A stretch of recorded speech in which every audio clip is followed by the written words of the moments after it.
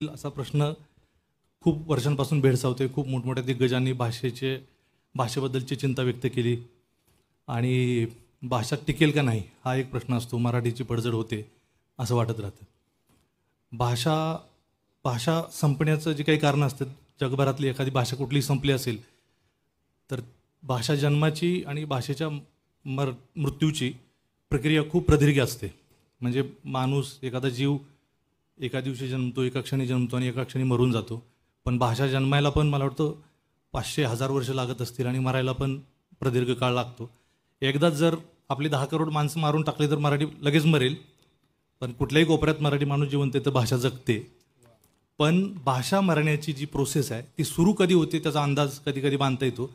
भाषा बेइज्जत व्हायला लागली की भाषा मरायला सुरुवात होती. आणि आपली मराठी बेइज्जत होती ह्याची चिंता मला खूपदा वाटत राहते की मराठी बोलायला लाज वाटते. मध्ये मध्ये इंग्लिश बोललं की वाटतं लय भारी काहीतरी, म्हणजे मोराला पिसारा असतो तसा माणसांना इंग्लिशचा तोरा असतो. इंग्लिश बोलला तर आपण भारी आहे असं वाटत राहतं. तर मला तर खूप काळजी वाटते की आपण अभिमानानं बोललं पाहिजे. मोबाईल फोन केला की मला वाटतं सगळेजण ऐकत असू. फोन लागला नाही, आउट ऑफ रीच असेल तर ते फोन ज्यानं कोणी मराठीत डब केले ते खूप फनी आहे. आणि पडझड कशी होते त्याचं एक ते उदाहरण आहे.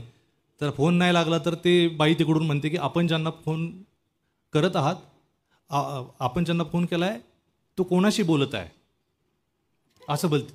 आपण ज्यांना फोन केला आहे तो कोणाशी बोलत आहे.